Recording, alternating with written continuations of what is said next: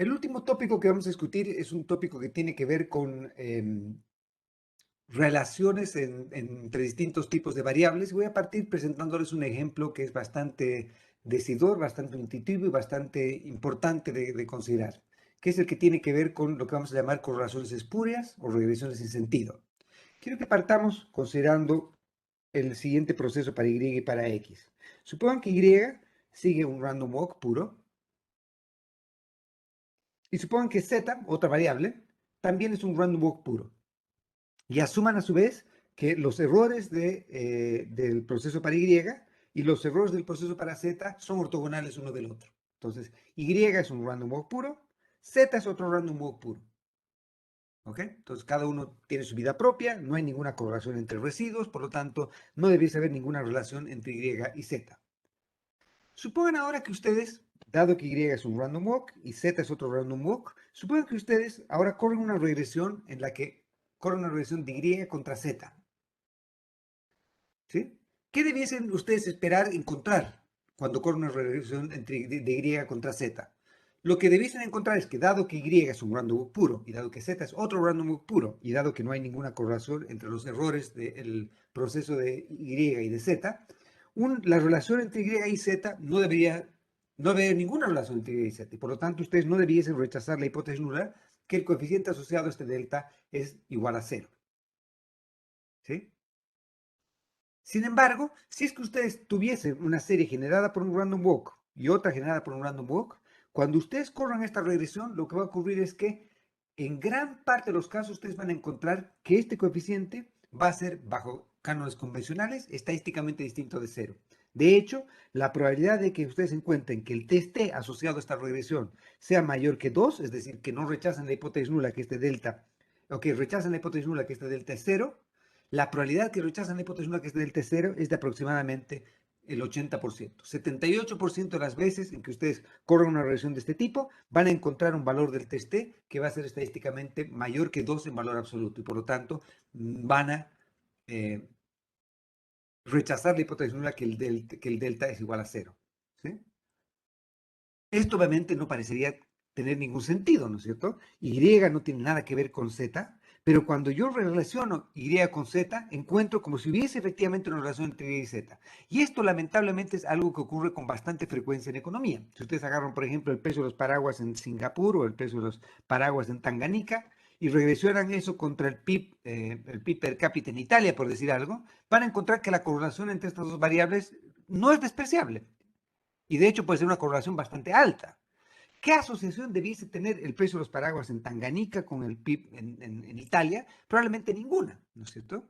Pero lo que ocurre es que lamentablemente en los casos en los cuales tengo series que por ejemplo son un random walk en el caso de Y y otra serie que es un random walk en el caso de Z, cuando tengo series que tienen raíz unitaria, cuando yo evalúo la correlación contemporánea entre estas series, la correlación contemporánea entre estas series va a ser estadísticamente distinta al cero, pese a que Y y Z no tienen absolutamente ninguna relación. Esto es entonces lo que llamamos una correlación espuria o una regresión sin sentido. Entonces ustedes agarran muchas variables que ustedes evalúan en macro o en economía, la correlacionan con otra variable, ustedes van a encontrar correlaciones bastante altas. Y de hecho, una de las primeras cosas que les dijeron seguramente en su curso de estadística es que correlación no implica causalidad, ¿no es cierto? Justamente correlación no implica causalidad es la llamada de atención o de cuidado que debiésemos tener en utilizar regresiones espurias. ¿Por qué? Porque muchas veces nosotros vamos a poder acabar concluyendo que hay una correlación elevada entre dos variables, cuando estas dos variables no tienen absolutamente nada que ver una con la otra. Por lo tanto, correlaciones espurias o regresiones sin sentido también, o hablar idioteces si quieren desde un punto de vista más informal, que sería simplemente asumir que Y depende de Z de algún modo, porque encontramos una correlación elevada entre Y y Z, no es evidencia de que Y efectivamente dependa de Z. ¿Sí? Y ese es justamente el problema de correlación sin sentido. ¿Cómo podemos desenmascarar a este impostor? ¿Cómo podemos demostrar que lo que estamos encontrando es una correlación espuria, una regresión sin sentido, una correlación espuria, como decía? Hay varias maneras en las que podemos demostrar que una correlación es espuria. Una de ellas es que si, por ejemplo, ustedes corrieron una regresión en la cual ustedes encuentran que el R cuadrado de la regresión es menor que el Durbin-Watson de su regresión, entonces lo más probable es que esta sea una correlación espuria. Voy a discutir un poquito más de por qué eso es efectivamente así. Y lo que ocurre entonces es que en presencia de correlaciones espurias, en presencia de variables que son I1 por un lado y 1 por el otro, la correlación entre estas variables va a ser tal que el Durbin-Watson de esta regresión, tiende en probabilidad a cero. ¿Ya? Que el Durbin-Watson tiende en probabilidad a cero es lo mismo que, como hemos dicho antes, como seguramente hemos recordado ya, el Durbin-Watson lo que hacía es darnos una idea de autocorrelación de primer orden. Cuando el Durbin-Watson tiende en probabilidad a cero, quiere decir que el coeficiente asociado a la autocorrelación en los residuos debiese tender a 1, es decir, que debiese persistir una raíz unitaria. Entonces, lo que ocurre en este caso es que si es que nosotros tenemos un modelo en el cual tenemos correlaciones espurias, lo que va a ocurrir es que el Durbin-Watson de esa regresión va a tender a cero. Este es uno de los pocos casos en los que el Durbin-Watson es útil. Y este es uno de los pocos casos en los que el R cuadrado también es útil. Como les había dicho antes, el R cuadrado es tremendamente inútil casi siempre. Pero el R cuadrado y el Durbin-Watson, que son como anatema de la inutilidad desde un punto de vista práctico, acá curiosamente son bastante útiles para desenmascarar a impostores. No para decirnos cuán bueno es un modelo, sino cuán desastroso es un modelo. Si es que nosotros encontramos que después de una regresión, el R cuadrado de la regresión es menor que el Durbin-Watson de esa regresión, con altísima probabilidad, esta es una regresión sin sentido, una correlación espuria, y más vale que nos dediquemos a otra cosa o que pensemos en otra cosa. Esta relación no tiene ningún futuro. Esta es una asociación fortuita, es una asociación sin sentido. La correlación no implica causalidad en este caso. ¿Ok?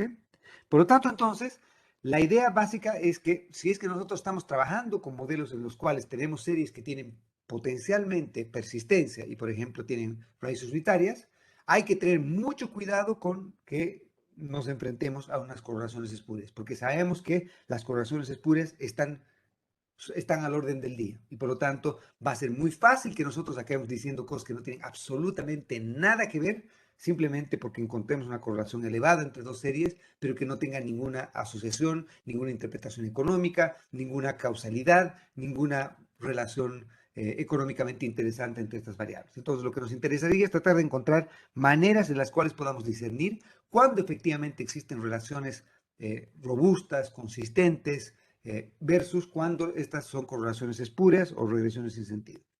Y para eso entonces vamos a entrar al concepto de cointegración. Un punto que es muy importante de tomar en cuenta es básicamente el siguiente. Recuerda que habíamos dicho que el orden de integración de una serie es el número de veces que esta serie necesita ser diferenciada para que luego de operar, luego de aplicar esta diferenciación, ese número de veces, lo que nos resulte o lo que nos quede sea un proceso que sea débilmente estacionario.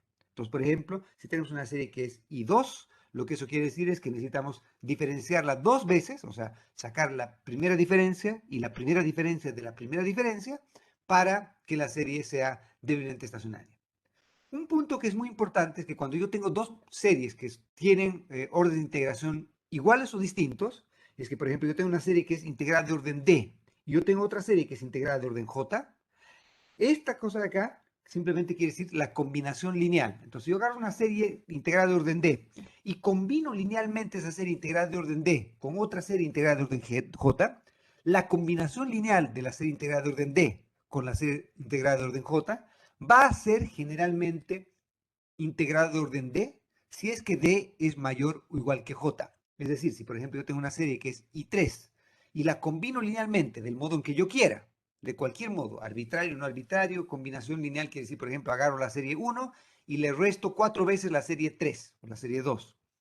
Si la serie 1 era, por ejemplo, I3 y la serie 2 era, por ejemplo, I2, la combinación lineal, independientemente de cómo la haga, esa combinación lineal me va a entregar una serie que es I3. Es decir, el orden de integración mayor tiende a ser siempre el que prevalezca. Entonces, yo tengo una serie que es integrada de orden 1 y le sumo una serie que es integrada de orden 0, la combinación lineal me va a entregar una serie que es integrada de orden 1. No puede entregar una serie integrada de orden 0. No puede reducir. ¿Okay? Existe, sin embargo, un caso muy específico y muy particular, que es el caso en que, por ejemplo, yo tengo una serie X que es integrada de orden D, y yo tengo otra serie Y que tiene el mismo orden de integración. Si yo aplico no una combinación lineal cualquiera, sino una combinación lineal única, específica, hasta una reparametrización, existen algunas condiciones bajo las cuales la combinación lineal de la serie X con la serie Y me reproduce una serie que es integrada de un orden, una unidad inferior que el orden de integración de X y de Y. Entonces, por ejemplo, la serie X era I1 y la serie Y también era I1, generalmente una serie I1 con una serie I1 me va a entregar otra serie que también es I1. Pero si es que estas dos series cointegran, lo que va a ocurrir es que una serie que era I1 combinada con otra que era I1 me va a entregar una serie que es I0. Va a tener un orden de integración, una unidad menor. Y en ese caso entonces yo voy a decir que estas dos series cointegran. Entonces, cuando la combinación lineal, que no es cualquier combinación lineal, sino es una combinación lineal única, y esa combinación lineal única es capaz de hacerme que aplicando esa combinación lineal yo puedo ver que la combinación lineal de X con Y me entrega una nueva serie que es de un orden de integración menor, entonces lo que va a ocurrir es que voy a decir que estas series cointegran. Y obviamente el caso en que estamos diciendo es que si es que, por ejemplo, yo tengo una serie Y que es I1 y otra serie X que es I1, si yo encuentro un vector de parámetros beta tal que al aplicar esta combinación lineal con este beta, yo encuentro una serie Z y esta serie Z es I0, es de un orden de integración una unidad inferior a una I1, entonces yo digo que X e Y cointegran. Y como les decía antes, este vector beta va a ser un vector único hasta una reparametrización. Reparametrización quiere decir que, por ejemplo, cointegración no implica causalidad, en el sentido de que Y puede depender de X o X puede depender de Y. Lo único que estoy viendo acá es que hay una relación de largo plazo entre estas series. ¿Ya? ¿Ok? Un punto interesante adicional es que cuando yo tenga cointegración, el vector de parámetros asociado a este proceso, que se llama el vector de cointegración, no solo va a ser consistente, sino que también va a ser súper consistente. ¿Ya? Va a ser Omicron T a la menos 1. ¿Ya? ¿Qué quiere decir eso? La gracia de que quiere decir eso es que si, por ejemplo, yo tengo una serie que es integral de orden 1, otra serie que es integral de orden 1, y estas series cointegrasen, la combinación lineal no solo va a ser I0, sino que a su vez el efecto, el vector de parámetros asociado a la relación de largo plazo entre Y y X va a ser súper consistente.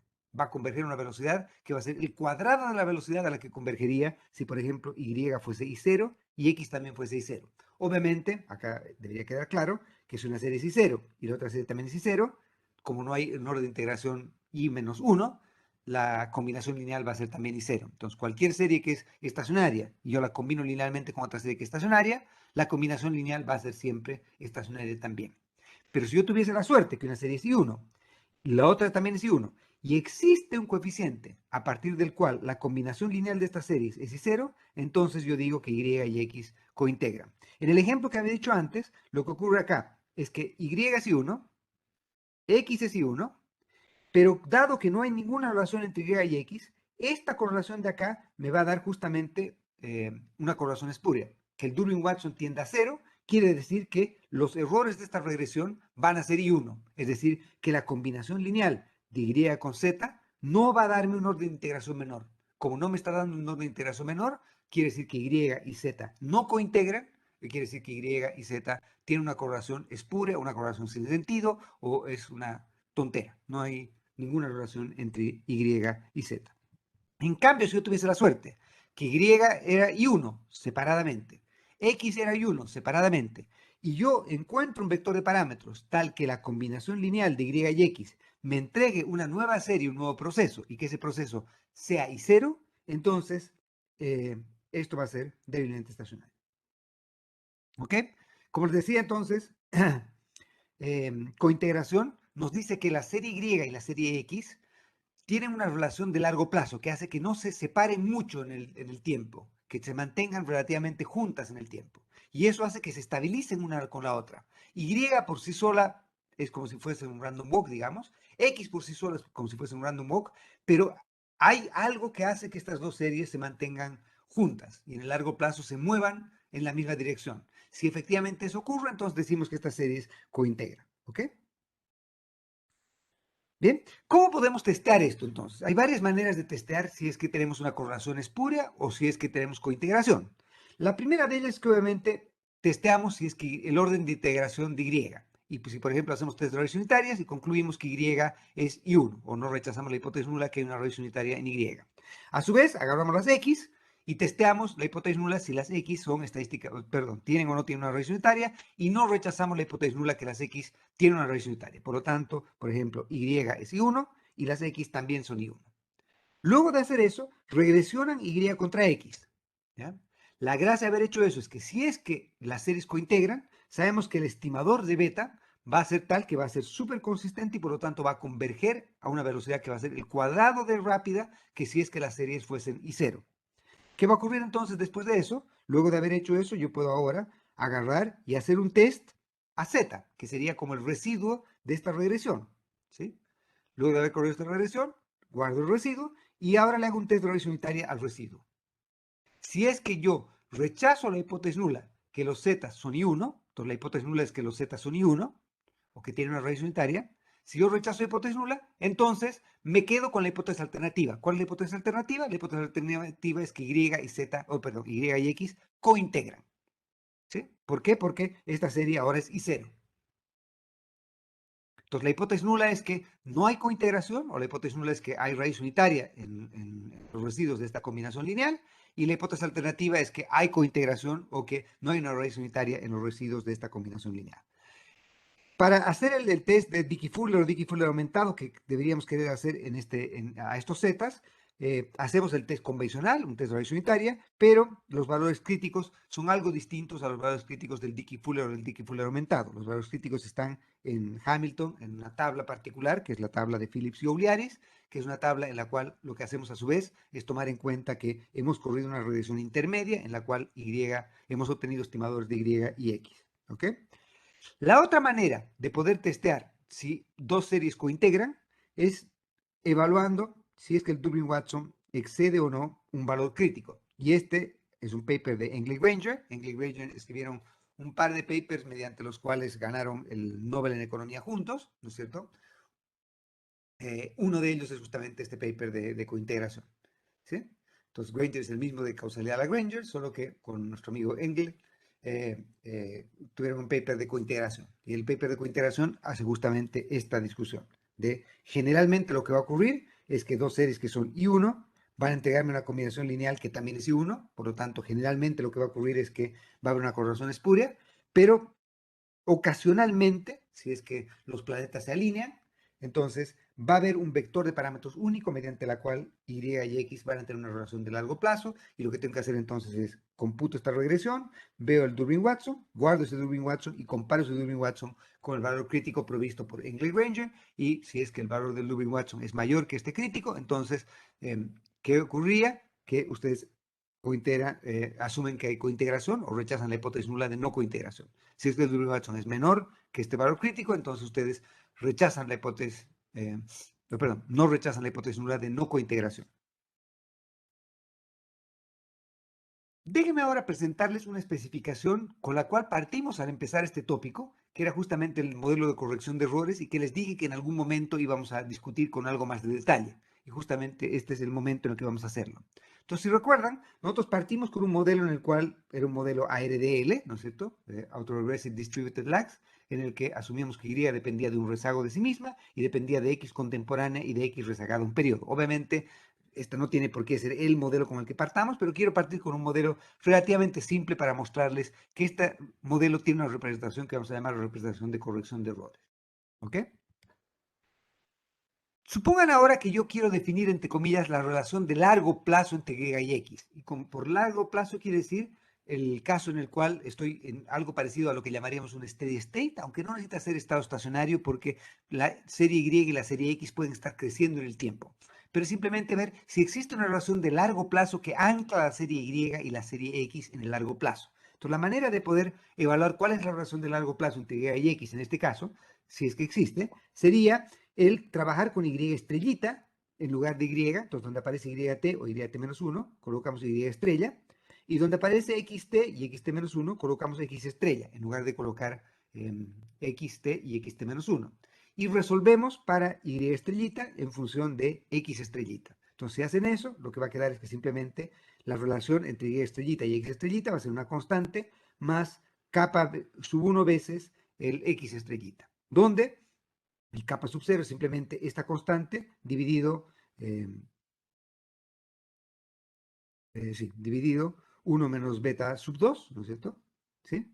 Y el kappa sub 1 de acá va a ser simplemente beta sub 1 más beta sub 3 dividido 1 menos beta sub 2, que sería el valor, entre comillas, de largo plazo para Y y X. Entonces, ¿cuál es la idea acá? La idea es que muchas veces la teoría económica nos dice que la teoría económica nos puede dar algunas ideas respecto a relaciones de largo plazo entre variables. Por ejemplo, Friedman nos decía que la inflación es un fenómeno monetario en el largo plazo, ¿no es cierto? Entonces, en teoría, lo que debiese ocurrir es que por lo menos en el largo plazo, la inflación debía ser explicada por movimientos en emisión monetaria o política monetaria planteada desde un punto de vista más estricto, ¿no es cierto? O una teoría nos puede decir que el tipo de cambio real en el largo plazo, además de fluctuaciones de corto plazo, depende de fundamentales como productividad relativa del sector transable y no transable, entrada neta de capitales, déficit fiscal, etcétera, etcétera, etcétera. Entonces, las teorías muchas veces, o la demanda de dinero, depende de una variable de escala, típicamente consumo o producto, y del costo oportunidad de mantener dinero, típicamente la tasa de interés. Por lo tanto, la teoría económica nos da alguna idea general de cuáles debiesen ser las variables asociadas bajo una teoría. Si queremos testear una teoría en el largo plazo, una manera de testear si efectivamente una teoría se cumple en el largo plazo es evaluar si es que por lo menos en el largo plazo las series que estamos interesados, que de acuerdo a la teoría debiesen relacionarse, cointegran en el largo plazo. Entonces, por ejemplo, queremos ver si los saldos monetarios reales cointegran con tasa de interés y con producto. En este caso, tasa de interés típicamente debe ser y cero, y por lo tanto, más fundamentalmente debiesen cointegrar con el nivel de producto, ¿sí? Para que la demanda de dinero en el largo plazo sea estable, etc. Por lo tanto, entonces, la teoría económica nos puede dar alguna idea respecto a esta relación de largo plazo, ¿sí? Y lo que intentamos ahora es tratar de tener una manera de poder combinar un modelo en el cual tenemos algo que nos ancla a la teoría de largo plazo y que además es capaz de entregarnos una buena representación de los datos en el corto plazo. Entonces, supongamos que nosotros tenemos esta relación de largo plazo entre Y y X, que como hemos dicho se puede derivar de esta representación que tenemos acá. Y lo que voy a hacer ahora es voy a ir reparametrizando y reescribiendo esta especificación que tenemos acá. Entonces vamos a partir simplemente de un modo bastante trivial, que es que voy a colocar, en lugar de la variable Y como la variable dependiente, voy a colocar a la primera diferencia de Y como la variable dependiente. Entonces, esto obviamente, para que esto sea así, es como haber pasado a este lado un YT menos 1, ¿no es cierto? Porque el delta Y es simplemente YT menos YT menos 1. Entonces, como estoy restando un YT menos 1 de este lado, como estoy restando un YT menos 1 acá, tengo que restar un YT menos 1 de este lado también. Entonces, lo que hago acá es que acá tenía el beta sub 2, que correspondía al YT menos 1, y le estoy restando un YT menos 1 acá. Entonces, acá lo que he hecho es simplemente he pasado a restar YT menos 1 a este lado y restar YT menos 1 a este lado. No he hecho nada más que eso, ¿sí? Siguiente paso. El siguiente paso va a ser el siguiente. Voy a agarrar y voy a colocar, voy a factorizar un beta 1 de acá. Entonces lo que voy a hacer es que voy a colocar beta 1 delta xt. Entonces estoy colocando la variable pendiente es la primera diferencia de y y como un regresor estoy colocando la primera diferencia de x. Como estoy colocando la primera diferencia de x, esto es lo mismo que haber restado beta 1 xt menos 1. Como estoy restando beta 1 xt menos 1 de este lado, tengo que sumar beta 1 xt menos 1 de este lado para mantener la igualdad. Y acá es justamente lo que estoy haciendo, ¿no es cierto? Entonces tengo el beta 3 de acá y le estoy sumando un beta 1 xt menos 1 porque acá he restado un beta 1 xt menos 1. ¿De acuerdo? ¿Sí? Siguiente paso que voy a hacer es simplemente voy a factorizar este beta 2 de acá. ¿Ya? Y al factorizar este beta 2 de acá, voy a colocar, si me permiten, entonces voy a colocar beta 2 menos 1 acá. Obviamente este tiene un beta 1 como su coeficiente. Y acá vean que tengo beta 1 más beta 3. Y si yo multiplico y divido por 1 menos beta 2, al multiplicar y dividir por 1 menos beta 2, puedo tener este capa, perdón, este capa 1. ¿Sí? Y por lo tanto, entonces, lo que he hecho acá es simplemente multiplicar y dividir por 1 menos beta 2 y tengo la misma expresión acá. Entonces, vean que acá lo que he hecho es que he cambiado de signo esto porque estoy restando por beta 2 menos 1 en lugar de 1 menos beta 2, que es lo que tenía en este coeficiente, y por lo tanto tengo que cambiar de signo esta expresión de acá. Y finalmente, vean que el intercepto de acá lo puedo meter acá adentro y hacer la misma operación, y con esa misma operación voy a obtener el capa 0 de acá.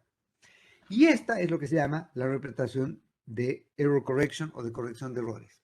¿Por qué se llama representación de corrección de errores? Porque tiene tres términos que son distintivos y que la hacen interesante. El primero de estos términos es lo que se llama el efecto impacto. Y entonces lo que me está diciendo esto es que el cambio que sufra Y en el periodo va a depender de cómo se afecta por un cambio instantáneo en X. Y esto es lo que se llama el efecto impacto. Y por otro lado, quiero que vean lo que está acá entre paréntesis. Esto que está en el paréntesis o entre corchetes es simplemente lo que llamamos el término de corrección de errores. ¿Qué es el término de corrección de errores? Vean que lo que tengo acá es simplemente esta relación que tenía acá, solo que evaluada en YT-1 en lugar de Y estrella y evaluada en XT-1 en lugar de X estrella. Entonces, esta representación que tengo acá me está diciendo que si es que hay una relación de largo plazo entre Y y X, esto lo que me está diciendo es cuán alejado está el Y o cuán alejado estaba el Y en el periodo T-1 de lo que de acuerdo a sus fundamentales de largo plazo debiese ser el Y. Entonces, si es que Y en el largo plazo debiese depender de X, entonces, dado el valor de X en el periodo T-1, yo podría decir cuál debiese ser el valor de Y de acuerdo a su referente largo plazo. Y entonces acá pueden ocurrir dos cosas, ¿no es cierto? Puede ocurrir que el Y en el periodo T-1 haya estado algo por arriba de lo que hubiese predicho que debiese haber estado el Y conforme a la relación de largo plazo. Entonces, en este caso, este Y es mayor que esta parte de acá. Como esto es mayor que esta parte de acá, si es que el beta 2 está entre 0 y 1, entonces quiere decir que beta 2 menos 1 va a ser negativo. Como esto es positivo, esto es mayor que esto, perdón. Entonces esto quiere decir que esto es positivo. Con esto que va a ser negativo, me va a decir que ahora el Y debiese ir cayendo.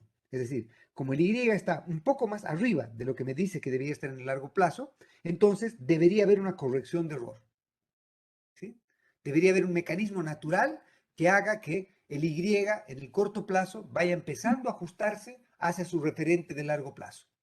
¿Qué debiese ocurrir si es que, por ejemplo, el valor predicho, de acuerdo a los fundamentales en el periodo anterior, es bastante mayor que el valor efectivamente observado? Entonces, en ese caso, lo que está en corchetes, esto va a ser un número que va a ser menor que este número de acá. Por lo tanto, todo lo que está en corchetes va a ser negativo.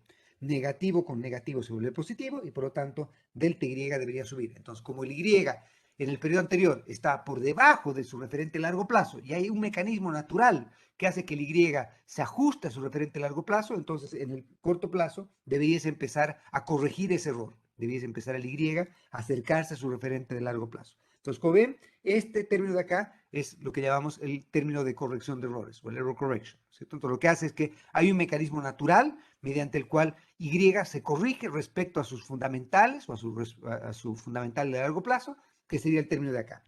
Y este término de acá es el que llamamos el término de feedback o el término de retroalimentación y que nos va a decir cuán rápida o cuán lenta es, cuán rápido o cuán lento es el ajuste respecto a desvíos en el largo plazo. Si es que el beta 2 es lo suficientemente cercano a cero, el beta 2 es relativamente chico, eso quiere decir que este número va a ser, en términos absolutos, va a ser relativamente grande. Como este número es relativamente grande, quiere decir que cuando hay un ajuste, cuando hay un desvío respecto al referente a largo plazo, vamos a muy rápidamente corregir ese desvío. En cambio, si es que el beta 2 empieza a acercarse a 1 y esto empieza a acercarse a 0, quiere decir que va a haber una corrección de errores, pero la corrección de errores va a ser lenta. Y eso obviamente también tiene una interpretación bastante intuitiva. Como el beta 2 empieza a acercarse a 1, quiere decir que hay bastante más persistencia. Como hay bastante más persistencia, es más difícil o menos rápido acercarse al referente largo plazo. ¿Sí? Esta especificación que acabamos de derivar es una especificación que es tremendamente útil. ¿Por qué? En primer lugar, porque esta especificación anida a modelos que son modelos, ya sea modelos todos en niveles o modelos todos en diferencias. Este modelo es un modelo que es capaz de entregarnos una representación de la dinámica de corto plazo, medida por esta parte de acá, ¿cierto? Por esta parte de acá, versus el referente largo plazo, que es esta parte de acá. Entonces nos ancla niveles con tasas de crecimiento también, ¿sí? En un modelo en el que solo hablamos de tasas de crecimiento, en el que solo hay deltas y no hay esta parte de acá, es un modelo que, como hemos dicho antes, un modelo en diferencias, no es capaz de anclar los niveles de las series en el largo plazo. Los modelos de corrección de errores tienen la gracia de que hay algo que me ajusta el nivel de la serie en el largo plazo. ¿Sí? La gracia de esto también es que los modelos de corrección de errores nos permiten tener bastante flexibilidad respecto a, por ejemplo, cómo nosotros podemos, en principio, por lo menos, usar teoría económica para tratar de evaluar cointegración o relaciones de largo plazo, ¿sí?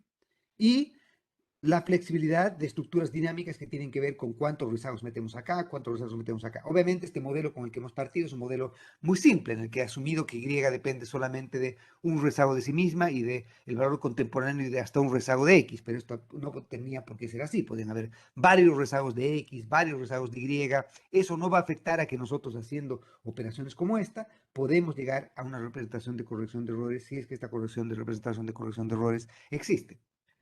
Un punto adicional interesante es que eh, el modelo de corrección de errores o la especificación de corrección de errores es derivable de primeros fundamentos, es decir, que nosotros podríamos en principio, si vamos a utilizar una representación de corrección de errores para un proceso, podríamos derivarla como si hubiese ocurrido de un proceso de optimización dinámica, con funciones objetivo cuadráticas, restricciones lineales, y van a típicamente llevarnos a funciones del tipo de corrección de errores. Por lo tanto, entonces uno podría acabar con un modelo en el que además tiene un modelo teórico económico bastante simple, mediante el cual podría justificar la especificación que está utilizando. ¿Ok? Hay dos maneras entonces mediante las cuales podemos evaluar si es que nosotros tenemos o no tenemos cointegración en primer lugar, y si tenemos cointegración, con seguridad hay una representación de corrección de errores para estas series. Entonces, la primera cosa que podemos hacer es simplemente hacer un enfoque de dos etapas. En la primera etapa, lo que hacemos es, evaluamos si es que Y, por ejemplo, es I1, y evaluamos si las X o X también es o son I1. Si algunas de las X son I1 y otras de las X no son I1, eso no nos va a afectar porque sabemos que cuando combinamos una serie que es I1 con otra serie que es I0, la combinación lineal siempre va a prevalecer el orden de integración mayor. Entonces, por ejemplo, colocamos la tasa de interés en nuestro modelo como parte de las X. Si la tasa de interés es I0 y Y es I1, obviamente no va a haber cointegración si solo metemos una I1 con una I0. Una combinación de una I1 con una I0 me va a dar siempre una I1. Yo necesito tener otras variables que sean I1 y que cointegren con esta variable que es I1 para que haya cointegración acá. Entonces, ¿qué es lo que haría?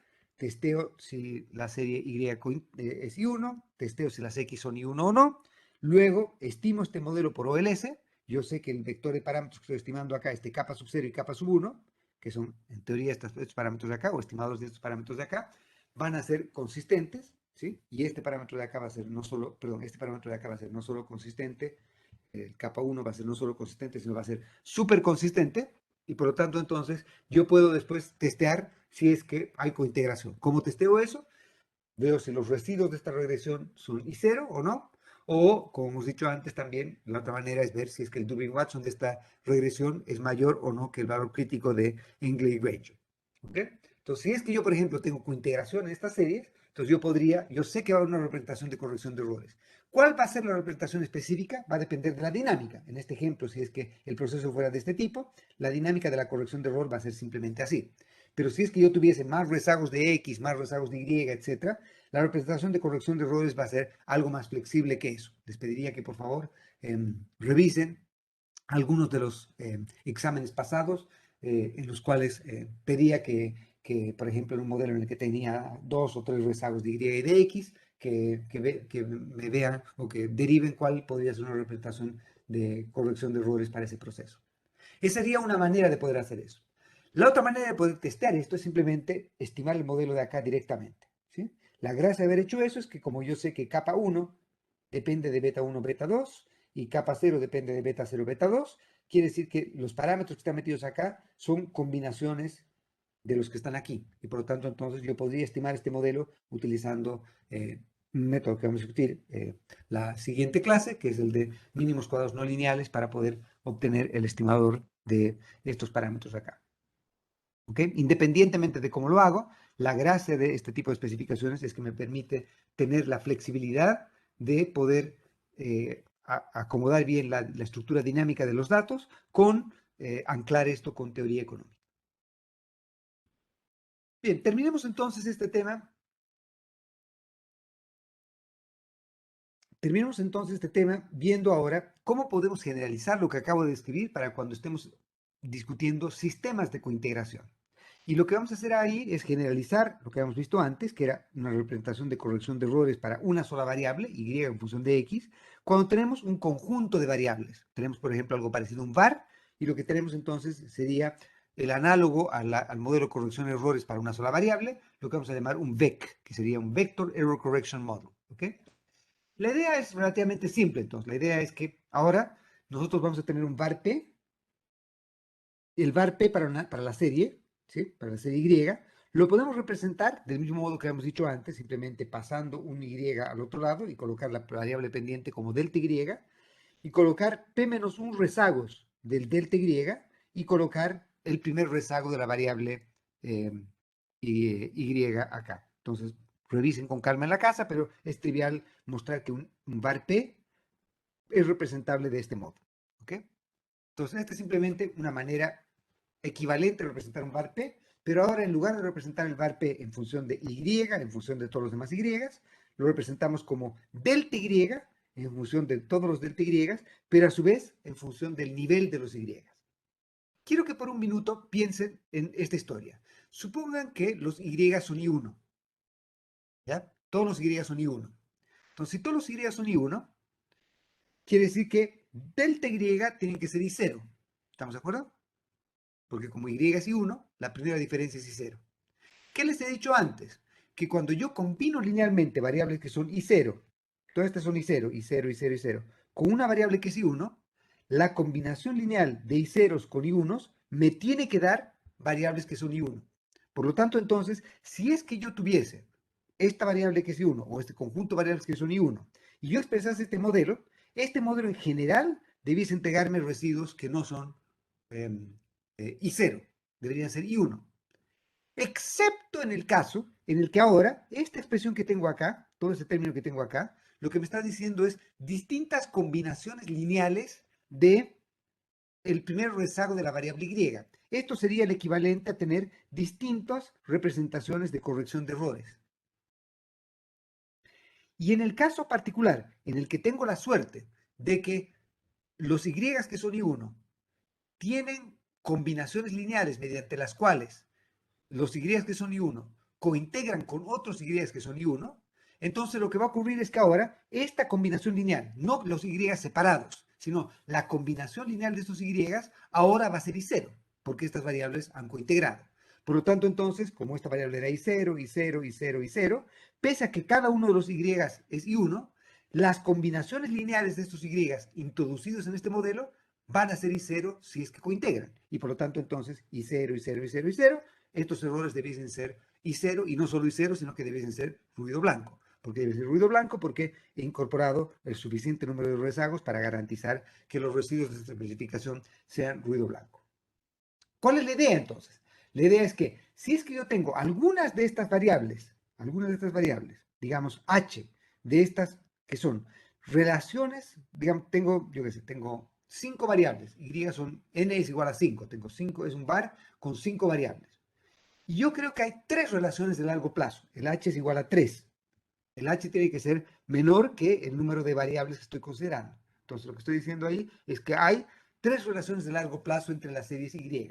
Si efectivamente ese fuese el caso, entonces va a ocurrir que lo que yo voy a poder hacer es que voy a poder reescribir este conjunto de matrices que tengo acá, la voy a poder reescribir como el producto de una matriz B y una matriz A, tal que H habíamos dicho que era el número de relaciones de largo plazo, relaciones de cointegración, N hemos dicho que era el número de variables en mi sistema, por lo tanto, entonces, si tengo H relaciones de largo plazo, lo que va a ocurrir es que voy a tener H de estas combinaciones lineales que deberían ingresar en mi modelo, que van a darme relaciones que son I0.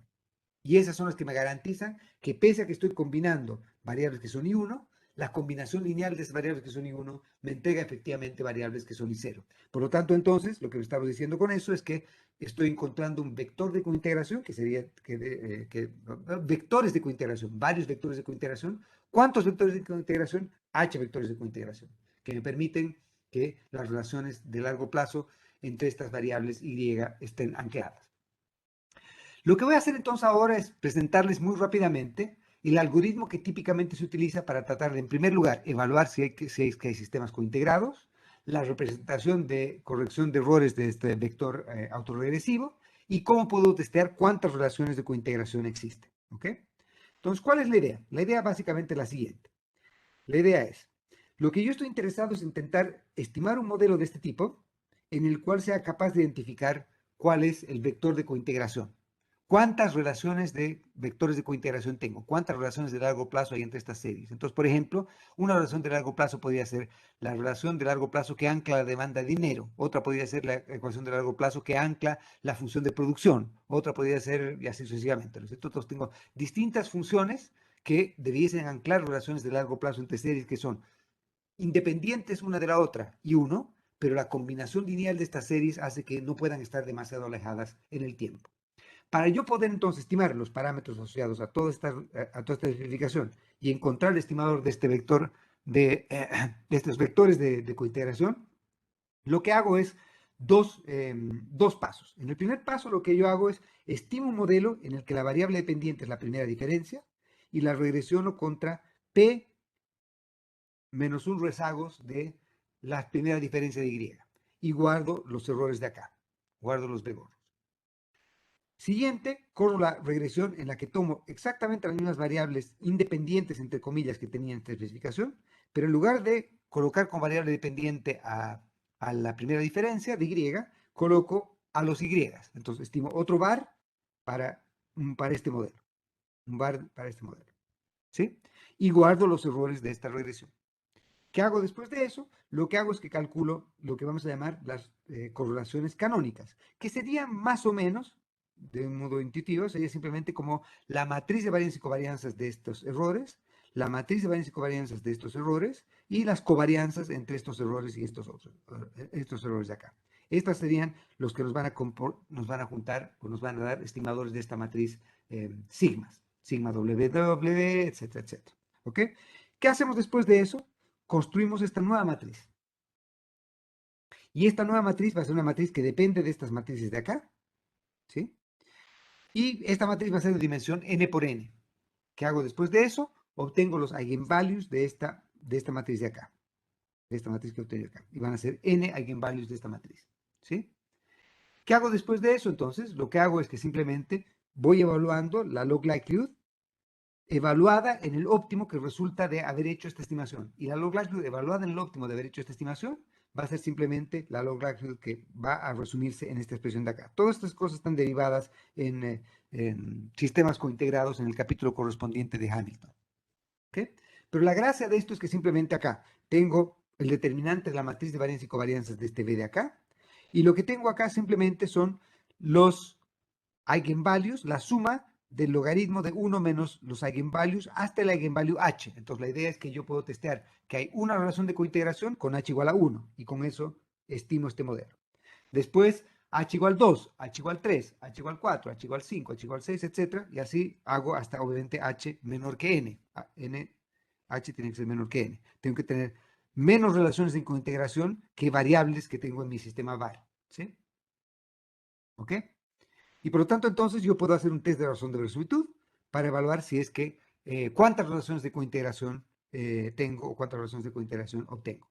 Una vez que he definido el número de relaciones de cointegración, digamos que llego hasta h igual 2, por decir algo, por lo tanto, entonces ahora lo que me va a faltar es encontrar cuáles son los vectores de cointegración.